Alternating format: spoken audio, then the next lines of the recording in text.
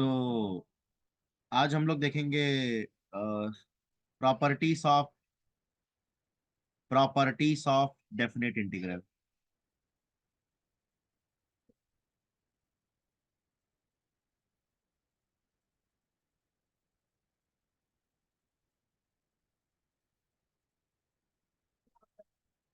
Definite integral की जो properties होती है ये बहुत इंपॉर्टेंट होती है, क्योंकि इसमें ऐसे ऐसे क्वेश्चंस आते हैं जो कि डायरेक्टली जो है इंटीग्रेट करने नहीं मिलेगा, बिना प्रॉपर्टीज के इंटीग्रेट करने नहीं मिलेगा।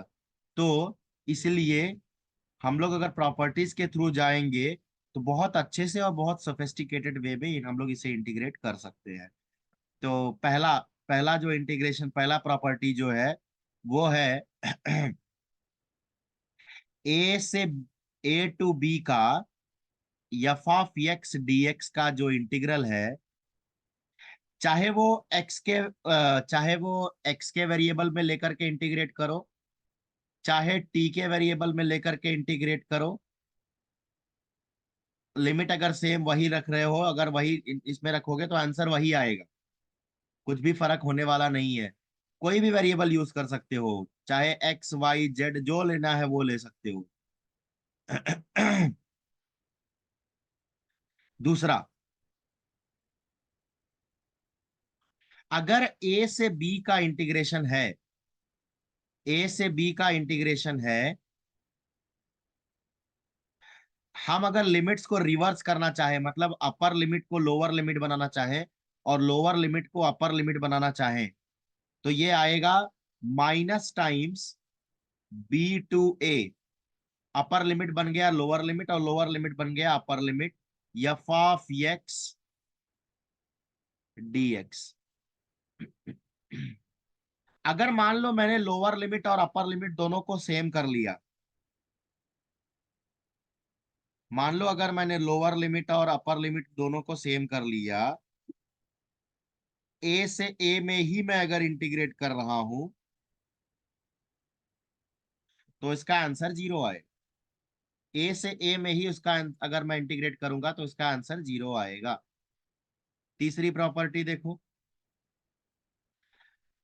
ए से बी का अगर इंटीग्रेशन है, ए से बी का इंटीग्रेशन है, और मान लो बीच में कहीं पे सी, ए और बी के बीच में कहीं सी लाई करता है, तो इसका इंटीग्रेशन हम ऐसे भी कर सकते हैं, a to c f of x dx plus c to b f of x dx. ये अक्सर उन फंक्शंस में काम आता है जो कि पीस वाइज डिफाइंड होते हैं। पीस वाइज कहने का मतलब है जो कि पीसेस में डिफाइंड होंगे, जैसे मॉड्यूलस हो गया, सिग्नम हो गया। इस तरह के फंक्शंस अगर टुकड़े टुकड़े में डिफाइन किया गया है, तो वहां पे ये जो है ए से सी और सी से बी का जो इंटीग्रेशन है वो हमें काम आता है। ठीक है। चौथा इंटीग्रल का प्रॉपर्टी है कि ए से b f of x d x is equal to a से b f of a plus b minus x d x. इसी में अगर हम लोग बी को जीरो करेंगे तो हमारा या ए को जीरो कर लो और बी को ए कर लो, उस तरीके से देखते हैं। मान लो सपोज ए की जगह पे जीरो है और बी की जगह पे ए है और एफ ऑफ एक्स है, तो ये वही ऊपर वाला प्रॉपर्टी हम लोग यूज करके जीरो से a f of a minus x dx हम लोग इंटीग्रेट लिख सकते हैं। ये बहुत इंपॉर्टेंट प्रॉपर्टी है, हम इसे स्टार मान लेते हैं। ये हमें हर जगह काम आएगा, अक्सर हमेशा काम आएगा।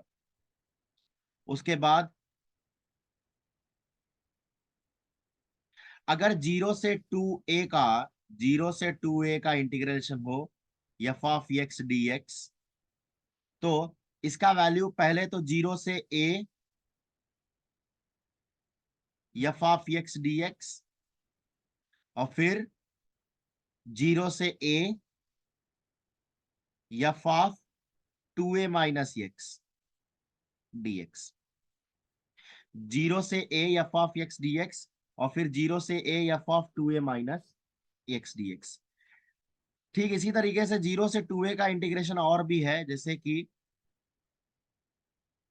0 से 2a f of x d x is equal to 2 times 0 से a f of x d x if. ये कब आएगा? ये तब आएगा जब f of 2a minus x is equal to वापस एफ ऑफ एक्स रिटेन हो जाए, या फिर इसकी वैल्यू 0 भी आती है। 0 तब आती है जब f of 2a minus x is equal to minus f of x हो।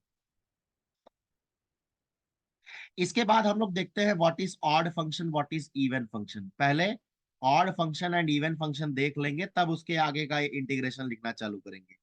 तो ऑड फंक्शन देखते हैं, ऑड फंक्शन क्या होता है वो देखते हैं। पहला, मान लो एफ ऑफ एक्स मेरा कोई रियल वैलिड फंक्शन है, एफ ऑफ एक्स कोई रियल वैलिड फंक्शन है।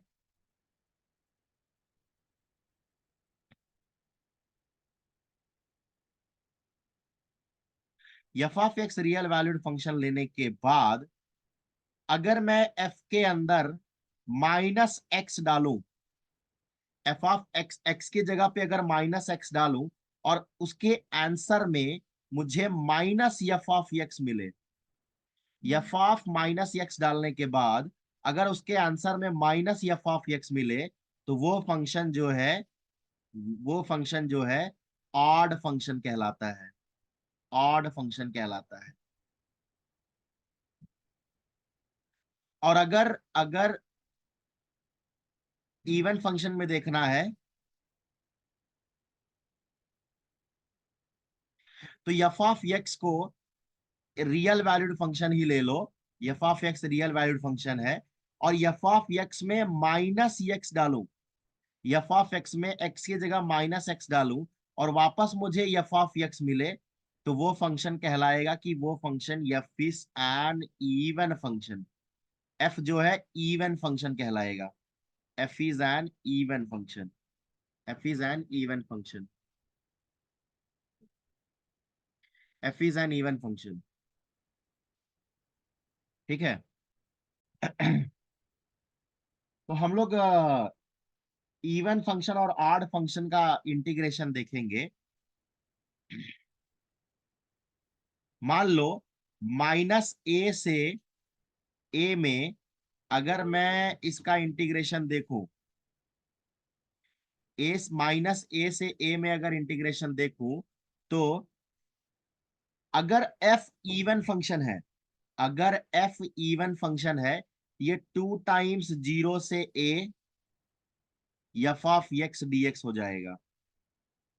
अगर एफ इवन फंक्शन है, अगर एफ इवन फंक्शन है, तो ये इंटीग्रेशन की वैल्यू, ये एफ इज इवन फंक्शन होगा तब होगा। और अगर ये एफ ऑड फंक्शन है, अगर एफ ऑड फंक्शन है, तो इसकी वैल्यू 0 होगी, इस इंटीग्रेशन की वैल्यू 0 होगी। कुछ बच्चे आगे जाकर के इवन और ऑड फंक्शन को गलती भी करते हैं समझने के लिए। जैसे अगर नंबर्स में देखा जाए तो इवन फंक्शन, ऑड फंक्शन, इनका मल्टीप्लिकेशन, इनका डिवीजन, ये सब अलग है। लेकिन फंक्शन के केस में इसका टोटल अलग है, फंक्शन के केस में अलग है। जैसे फंक्शन में अगर ऑड इंटू इवन फंक्शन है, अगर फंक्शन में देखा जाए ऑड इंटू इवन फंक्शन है, तो वो ऑड ही रह जाता है। सिमिलरली अगर इवन इंटू ऑड करोगे तो भी वो ऑड ही रह जाएगा। Odd into odd, odd into odd करोगे तो वो इवन भी हो सकता है, ये ऑड भी हो सकता है, वो डिपेंड करता है। ऑड इंटू ऑड करोगे तो वो इवन भी हो सकता है और ऑड भी हो सकता है, तो डिपेंड करता है कैसे हम लोग कर रहे हैं। ठीक है। तो odd into odd generally generally वो इवन होता है, जनरली इवन होता है। और even into even, even into even, even he रहता है, even into even, even he रहता है। तो ऑड इंटू ऑड इवन बन जाता है, even into even, even he रहता है। ठीक है। ये फंक्शन का नेचर है। और ये भी हमारे लिए बहुत इंपॉर्टेंट प्रॉपर्टी होगा, क्योंकि क्योंकि हम इसके लिए इंटीग्रेशन जब सॉल्व करेंगे तो हमें पता चलेगा कि अगर इवन और ऑड फंक्शन पहचान लिया हमने तो बहुत आसानी से उसका इंटीग्रेशन निकल जाएगा। ठीक है, एक क्वेश्चन करते हैं, बहुत अच्छा क्वेश्चन है, जो कि प्रॉपर्टी पे बेस्ड ही है, प्रॉपर्टी पे ही बेस्ड है। वो क्वेश्चन है कि इवैल्यूएट इंटीग्रल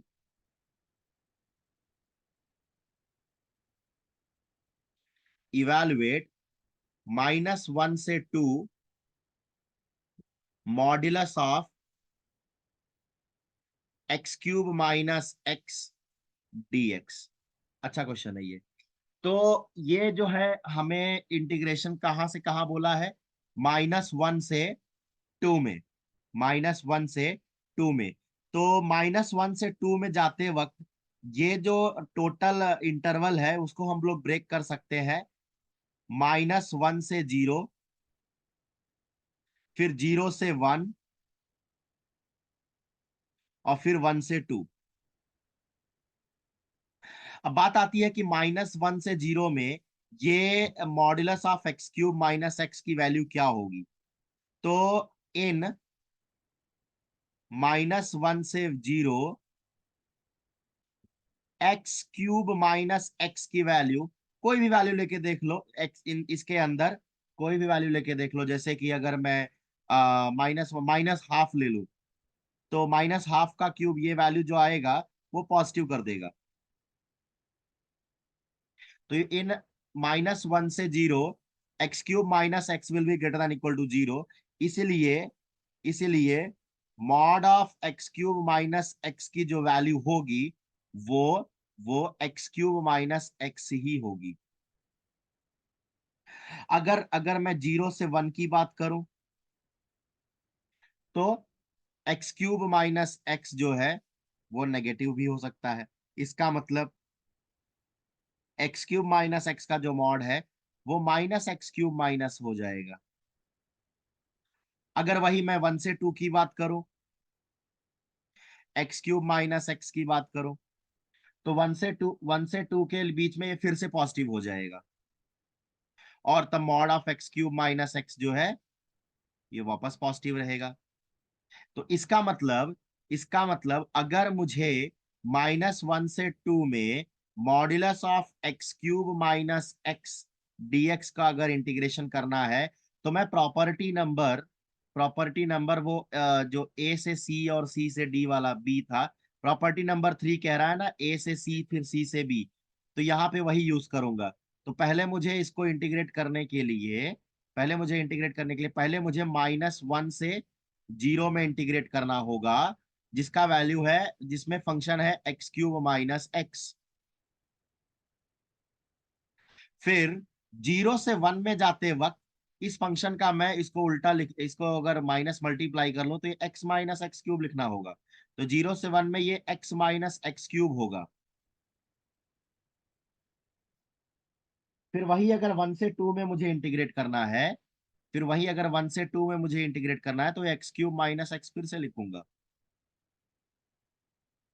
अब अगर मैं इसे इंटीग्रेट करूं तो पहला वाला तो आएगा, x³ का इंटीग्रेशन होता है x⁴/4 माइनस x का इंटीग्रेशन होता है x² / 2, और जो इसमें हमें लिमिट लगाना होगा -1 से 0, पूरे में।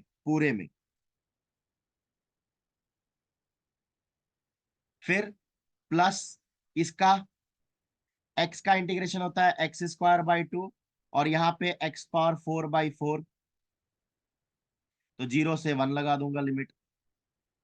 फिर प्लस x³ का x⁴/4 माइनस x² / 2, फिर 1 से 2 लगा दूंगा लिमिट। और जैसे ही मैंने लिमिट लगाया, अगर मैं इसको सॉल्व करने जाऊंगा तो पहला आएगा -1/4, -1/4 -1/2, 0 पुट करेंगे पहले उस हिसाब से। फिर प्लस 1/2 -1/4, फिर 4 -2 आएगा, आप लोग लिमिट डाल के रख सकते हो, -1/4 -1/2 आएगा।